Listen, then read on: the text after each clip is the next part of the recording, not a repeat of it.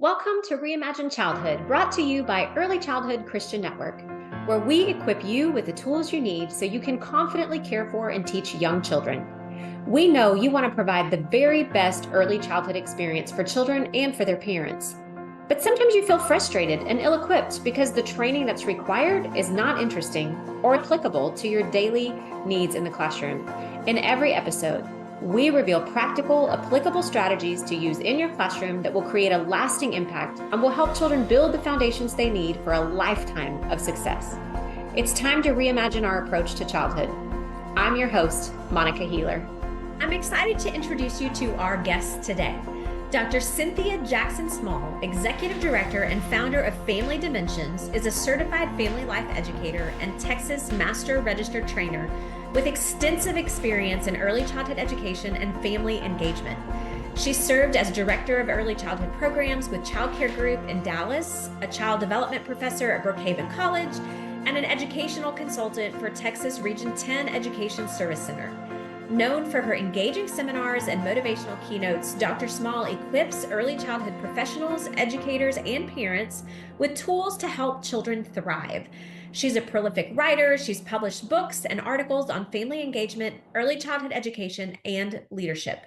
Dr. Small is a passionate advocate for children and families, empowering them through her faith-driven work to make a lasting impact in education and beyond.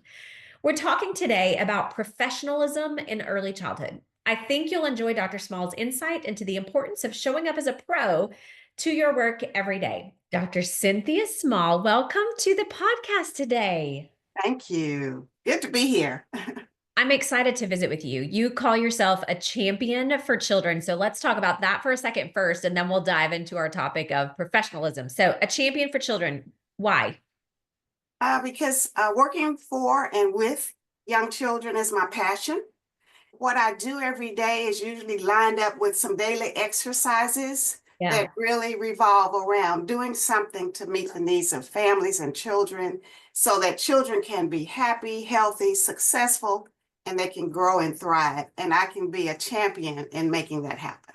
I love it. I think every child needs a champion, somebody that will advocate for them, somebody that believes in them, somebody that will encourage them, but also hold them accountable. That's the sort of champion. I think every child needs it. I think that's the key to success for so many. I'm grateful to have you on the podcast today. Thank you. Thank you for the invitation. We want to talk today about professionalism in early childhood. It's an interesting word because I think for most early childhood educators and caregivers, they would not necessarily call themselves a professional. So I want to talk about that a little bit and then dive into just some key points and how can we show professionalism in early childhood. So talk just about why should we even consider ourselves a professional? When I talk about professionalism, especially to early childhood teachers and directors, I focus on what we bring to the work environment. Great. Are we a true professional for young children? What passion do we bring? What skill sets do we bring? What do we do to prepare ourselves so that we can be the best professional and the truest real professional in the lives of young children and their families? When I teach professionalism, I use the NAEYC Code of Ethical Conduct. That's my guide. That's my rule of thumb. And when I started teaching this over 10 years ago, I actually started to study the research first behind professionalism and why it's so important in early childhood. And one thing I discovered is that when early childhood teachers are preparing to become an early childhood teacher, there's not a lot that goes into the classes on professionalism. Not a lot written into the curriculum. When they come into the early childhood professional, they don't have that skill set or even knowing why am I doing this and what is an early childhood professional? What are my responsibilities? So when I began to look at the NAEYC Code of Conduct, it really helped me to see it from a perspective of a teacher and what they should bring to the early childhood environment. It's not something that you're born with, but it's something that you can learn. It's something that you practice every day in your work with young children. And so I just want to talk just a little bit about the background structure of the NAEYC Code of Ethical Conduct. I don't teach it like a lecture. I make it interactive for the teachers because I want them to take away key wisdom nuggets that they can apply in their programs. If there are major words that they're not familiar with, we take time to define them. Right. One of the things I start with is what is a professional and what are some of the key characteristics of a true professional. I always take out the first syllable of professional, which is pro.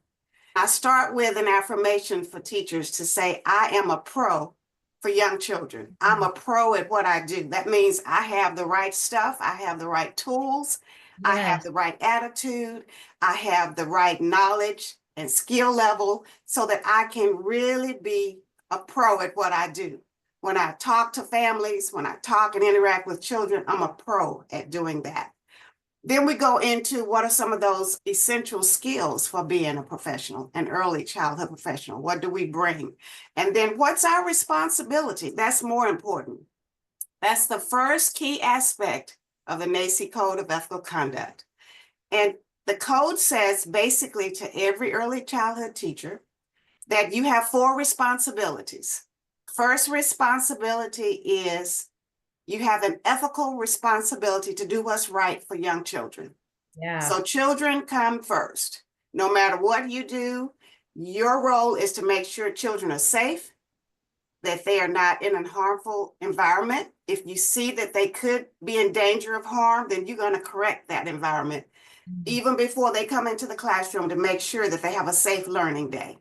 So the first role is to make sure we understand our role and our ethical responsibility to young children.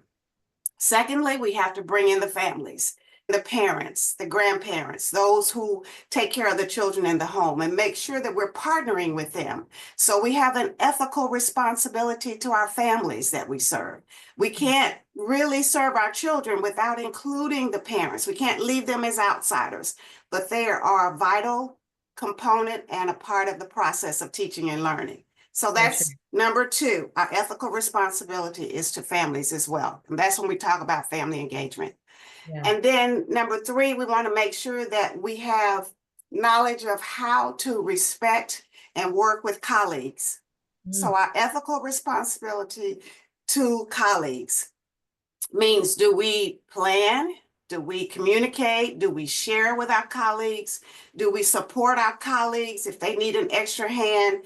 Do we train together, interact together so that we can become the true professionals that serve young children in our school setting?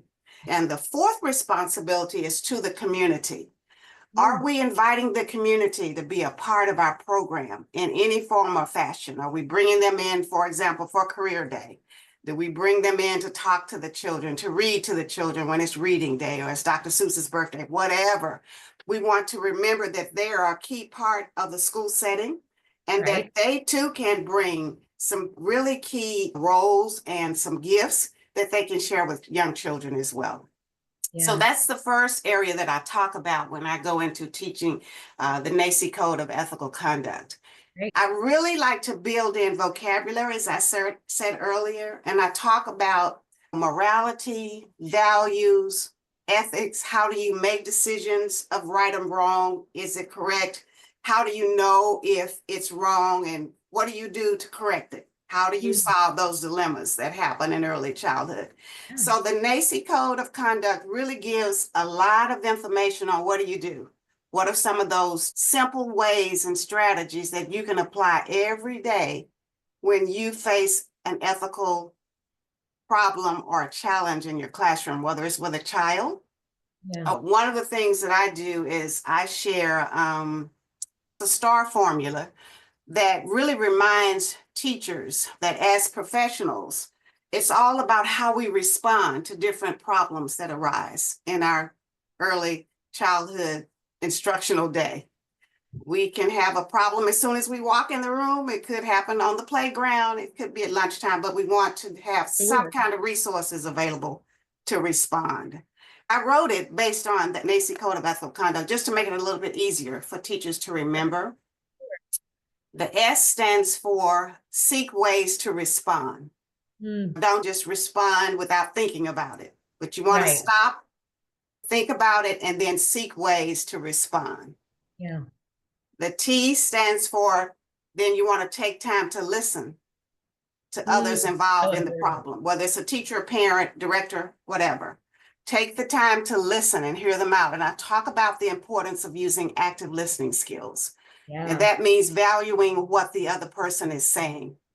Listening not to hear how they're going to complete their thoughts, but listening to see what they value and then take that away, listening actively. And then doing that reflective listening as well. So I just jumped to the letter R, that's reflective listening. But let's go back to the A, acknowledge feelings. Oh, yeah. So remember important. to acknowledge feelings of others who are involved in different challenges with you. And in order to solve the dilemma, it's important that you are actually in touch with others' feelings. What's the feeling tone? And then acknowledge those. I understand that you're frustrated. I understand that you're tired, you're stressed out. We're at the end of the year, we're burnt out. Yes, I understand that, and I feel the same way too. Using those kinds of words really help to set the tone for problem solving. And then again, the letter R is reflect on what you hear. When you talk about breaking down the problem, figuring out what's really going on, and then the next steps, always reflect before you move to that next step. Okay, so that's the STAR formula that I have developed. And a lot of teachers have said that they can remember that one easier than the steps that are listed in when I teach the actual code of ethical conduct. So the STAR formula is really something that's easy to follow, and it's something that you can apply every day, even in your home with your family. I do think that STAR model is a great framework in communicating with anybody at any time. Yes. To really pause for a moment, stop and seek ways to respond rather than react. I think that's an important mindset shift for many of us. It's easy to react in the moment when there's conflict or frustration, but to pause, Yes, seek ways to respond, then take the time to listen. That is the hardest thing, I think, for me, at least, to pause long enough to really listen to what people are saying. Because my natural tendency, and I think a lot of us, our natural tendency is, I need to respond to this right now. I need to come up with, how am I going to address this? yes, Even before we really listen, either to the child, a family, coworker, whatever, we tend to try to think about what we're going to say rather than listening for what people are saying. Can we recognize their values? Can we understand, acknowledge their feelings? Can we understand enough of what their struggle is to understand why they might be upset or why they might be frustrated? And reflect that back to them rather than immediately responding with your response. Hey, I hear you saying that this was a really difficult situation for you.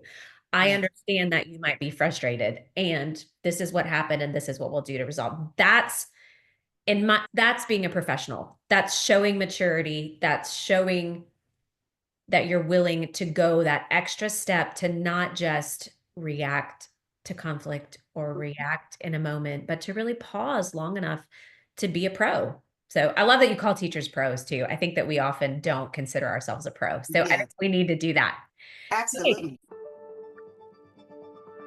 I'm interrupting this episode really quickly to share something special. It's time for our annual 2-day summer conferences. I'd love to invite you to join us on July 10th and 11th in Georgetown, Texas. That's just north of Austin. Or August 7th and 8th in Lewisville, Texas. That's in the Dallas-Fort Worth area. Each event includes a variety of breakout sessions to equip early educators at every level. Whether you're a first-year newbie or a decade seasoned veterans, we're bringing in highly qualified, dynamic presenters to lead breakout sessions on every topic you can think of for every age group from birth to kindergarten. Would you like a sneak peek at our keynote speakers this year? Well, listen up. On Thursday, we'll start the day with Dr. Tyler Groves, the author of Growing with One Another, Social and Emotional Learning in Christian Perspective.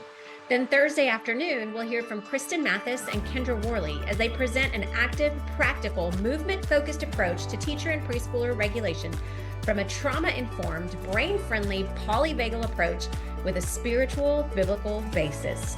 Whoa, that was a mouthful, but it's gonna be fun. Then on Friday morning, we'll hear from Dr. Cynthia Small about building family relationships and partnerships for the benefit of the kingdom of God. and we'll finish up our 2 days of learning with a concert by children's worship leader and songwriter Yancey. Registration is open from April 1st until about a week before each event. We'd love to host you either near Austin or in the Dallas-Fort Worth area this summer. Where will you join us this conference season? Check out all of our upcoming events on our website, www.earlychildhoodchristiannetwork.com. And now, let's finish up this episode.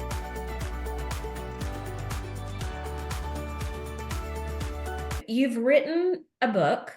Yes. From the perspective of a child, of what they might be looking for in a teacher. So could you share with us a little bit of your book? Yes, absolutely. My daughter started teaching about 7 years ago in elementary school, and I didn't want to just tell her some things she needed to do as a teacher, as an early childhood professional. So I decided to write it and put it in a book, but I'm not going to make it just a standard book for teachers. I'm going to make it like a children's book, and it's going to be Meet the Teacher with Class, which is the topic, but it's from the eyes of a child. Yeah. The perspective of a child who walks into the classroom first day of the school year. They don't know this teacher. What are they looking for? Yeah. Because even our youngest child is looking for someone special who will love them unconditionally, who will respect them, call them by their names, things like that. Yeah. So instead of lecturing my daughter on that, I decided to put it in a book, a really cute book for her. So it's called Meet the Teacher with Class, and it's narrated by a child. I love it. It was from the perspective and the lens of a child. I'm just going to read a few excerpts. I highlight some of the key qualities of the early childhood teaching professional who really brings those gifts to the classroom and works to build those relationships with the children. And really, I wrote this because I want teachers to know that they are what I call climate controllers. Oh, they determine the climate in their classroom. Absolutely. It's not the weatherman that determines it, but it's the teacher who is the climate controller, who determines if the child has a great instructional day, if the child goes skipping out to tell mom and dad what they did when they picked up in the afternoon. Those are some of the things that we have to remember being an early childhood professional. You are that climate controller. So I'm just going to read a few pages and you can hear what some of the qualities are. And we'll link to the book in the show notes. So listeners, if you're interested in the full book, we'll link to it in the show notes so it's easy for you to order it. Yes, absolutely. The child narrating this particular book is taking people on a tour of his school. And he said, I want you to meet my teachers.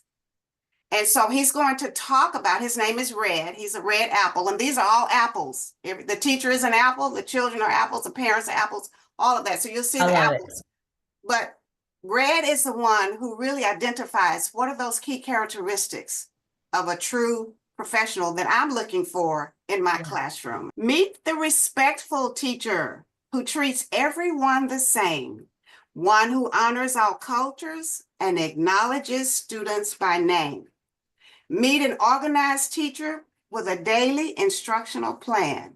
One who makes lessons fun and so easy to understand. Meet the caring teacher who studies more than scores on a test. One who gets to know students and brings out their personal best. This is the last one I'm going to read before I get to the end. Meet the intentional teacher. We talk about intentional teaching practices. So I inserted this to give Jessica an idea of being intentional when she walks into the classroom for what she's going to do for the day. So meet the intentional teacher who is present and always there to listen and talk to students with a heart of concern and care. So it goes on in that particular style. And at the very end, I celebrate teachers and I say, and finally, I want you to meet a champion teacher, one so dedicated and passionate too, a teacher who is a real lifesaver. And in my book, that teacher is you. I love it. So it's dedicated to teachers around the world. And I really remind them that they are the true professionals, champions for children, and more importantly, they are the climate controllers who impact the weather in their classroom every day. I think early childhood educators especially need these reminders.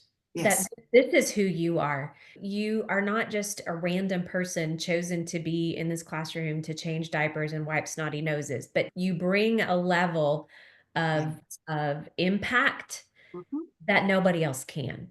And Yes. my firm belief really is that God places teachers, educators, caregivers in classrooms as a Mhm. unique calling on their life. Sometimes Yes. that calling is for a short season, it's a school year. Sometimes that calling is for a lifetime. You've given your life to children Yes. and families. I feel the same. I believe that God's called us to be equippers. You and I are equippers of the people who God is calling to be with the children. And so I think having a resource available for Yes. these early childhood educators to recognize that they are critical. They're critical. You're Yes. not just I say that often. You're not just changing diapers and wiping noses. You're not just comforting a crying child. You Mhm. literally are building brains and bodies and Mhm. beliefs in young children that they Yes. won't get anywhere else. God's placed you in their Yes. life because you are the person that they need right now. Going through these four things in the code of ethical conduct, you have a responsibility to kids. You have a Mhm. responsibility to their families. You have a responsibility to your coworkers, and you have a responsibility to the community. And as Christians, I think that should be at the forefront of everything we do every day. Like, Absolutely. you have these responsibilities. So step up, be a professional in that, be a pro, regardless of what you think people perceive you as. I get it that sometimes parents walk in and they act like you're a babysitter and you're not. Yes. But we should Absolutely. step up and say, actually, I'm a professional. Mhm. It makes a difference in how we carry ourselves. So I love Yes. that what you're doing is you're bringing value to what teachers are doing. And even in your picture book to say, hey, this is a respectful teacher. I don't know that I think about those things in myself as a classroom teacher. Absolutely. And so Mhm. I think we need to be reminded that that is actually who we are. Many early childhood educators are doing these things, right? They're being respectful, they're being intentional, they're being caring, Absolutely. they're Mhm. organized and have lesson plans and activities. They're doing all those things, but you need somebody to call it out specifically Mhm. to remind you about how important that is. Yes, absolutely. And that's what I really enjoy, just coming in to share those affirmations, to Yeah. build on what early childhood professionals are already doing and let them know, keep doing what you're doing. Yeah. You are representing God who has put you there in that Right. setting for such a time as this, and you can make a difference in the lives of young children at the end. Absolutely. Because Yeah. we do goal setting at the end of every um, NAEYC Code of Ethical Conduct class that I teach. I make sure we spend at least 10, 15 minutes doing some personal goal setting, thinking about where we are in early childhood, how we're going to grow this year, especially at the beginning of the year. January is a great time to do it. August is a great time to do it. Yeah. Have them list 3 goals based on what we've talked about today. What are some of those 3 areas that you'd like to really focus on for the rest of this year? To Right. really, one way that I help them out a bit is I give them what's called the ABCs of professionalism. Yeah. Basically, it's a commitment that says, these are the things I will do according to the letters of the alphabet to make sure that I am that true early childhood professional. I start with A that says, acknowledge my professional responsibilities first. What are those for? And that's Yeah. how we start to review those. B is be a positive role model for young children. C, Yeah. communicate effectively using active listening skills. So those are all the things that we talked about in the session, but I'm putting it more in a goal setting commitment Yeah. format so that they can go back and pick the top 3 that they want to focus on. So I narrow the focus for them, but then they have the opportunity to pick and choose. Yeah. What do I really want to focus on? And then we ask them to share out just one area so we can hold them accountable. Their colleagues can hold them accountable for the rest of the year. This is the way I end the session. I also remind early childhood professionals that being an early childhood professional can be very taxing. Yes. And sometimes we get stressed out and we get burnout and we need a break. So I remind them that one of our responsibilities is to take care of ourselves so that we can care for young children. and Absolutely. provide high quality care for them. One phrase that I always try to leave with them is take care of yourself so that you can give the best of you and not what's left of you. That classroom, if you're already stressed out, you're tired, you haven't had a good night's sleep, you haven't had breakfast, you haven't taken time for morning prayer, and you're just exhausted. Guess what? The children can detect that. Something's wrong. Something's wrong with Dr. Small today, or something's wrong with Miss Healer today. We have to remember, take care of ourselves. Spend some time spiritually, emotionally, socially with our families, and do some things to take care of ourselves.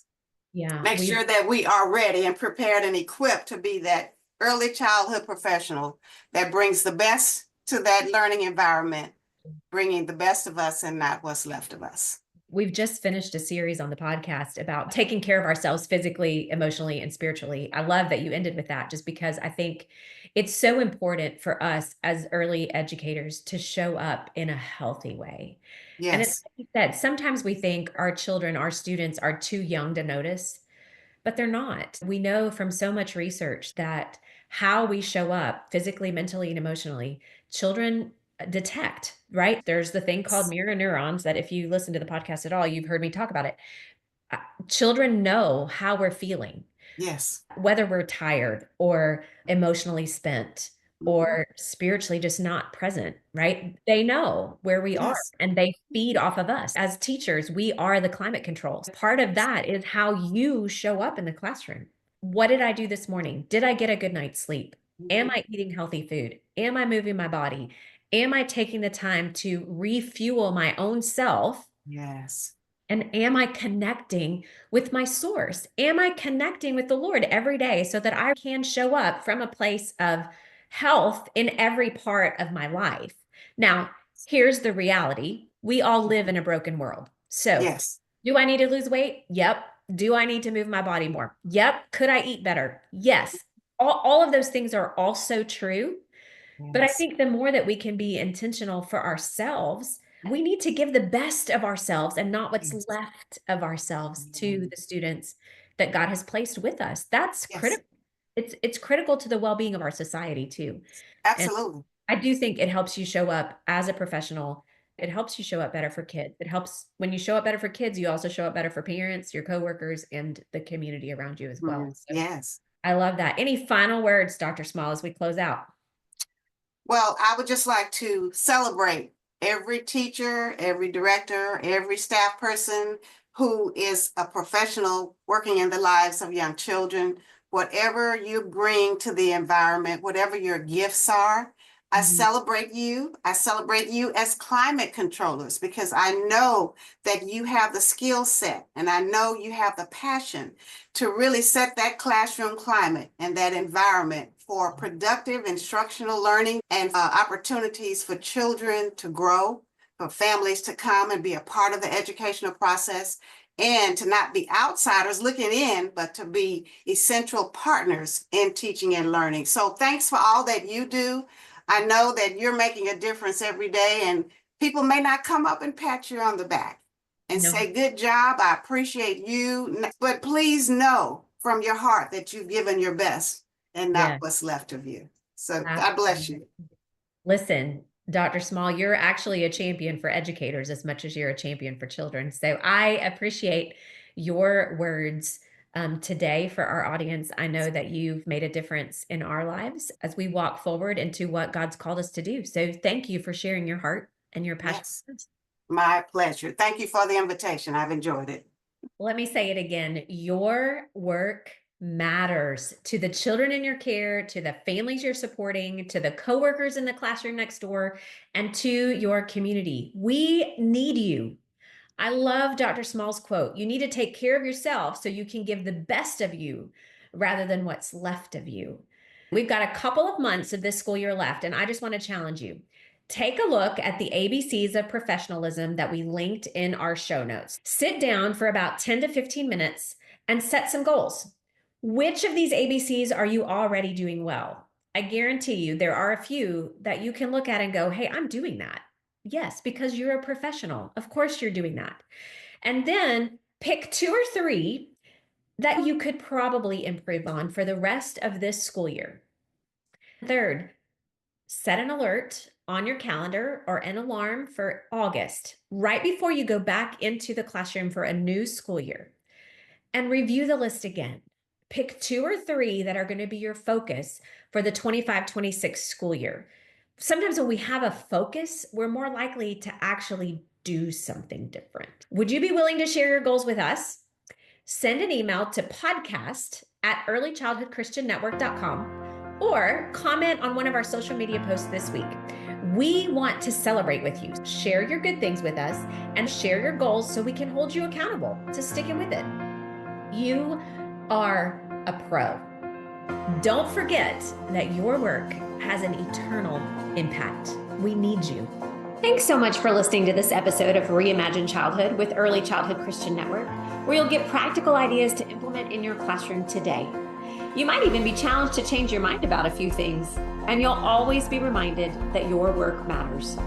If you love this episode, would you subscribe and then share it with your coworkers, friends, and family? You can connect with us on a regular basis on Instagram at Early Childhood Christian Net. That's Early Childhood Christian Net. And on Facebook at Early Childhood Christian Network. Remember to visit our show notes for more great resources. We're so glad you're here. See you next time.